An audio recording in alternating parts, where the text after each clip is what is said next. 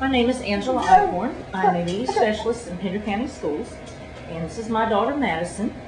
I have an older daughter, Hannah, and we had waited a long time to have a second child, and we found out in January of 2001 I was expecting again. And I had a scheduled C-section for Tuesday, September the 11th.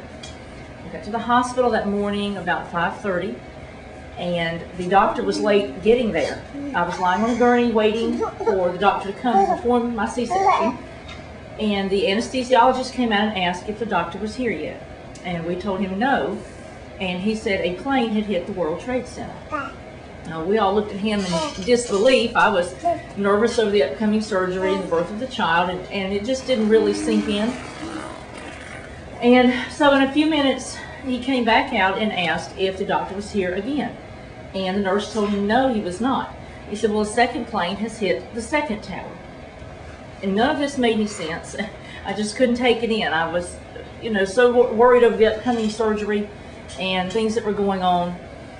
Our daughter was born at 10:27 that morning, and I woke up later that evening and kept turning the channel to find a plane flying into a building, and I'm thinking, what a terrible movie this is, but yet every channel I flipped to had the same movie. And it was very late that night before it had dawned on me what had actually happened. It was a very hard day for us. We were frightened, we were scared. On top of everything else, worrying about the tragedy in the world, and we were afraid that Camp Lejeune was going to be hit next and we might somehow be involved in this. We found out later that night that our daughter had Down syndrome, and she had a condition called Hirschsprung's disease and a small hole in her heart. So the day took a personal tragedy for us of a different sort, and it was a very stressful day and the days following. It was very hard on us. But she had surgery, and we're doing fine, but it was hard grieving for the nation and grieving for the child we had expected that just didn't get.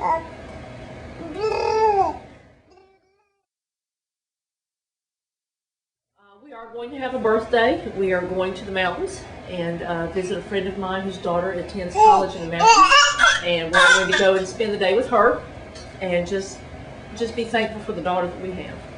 We're very thankful.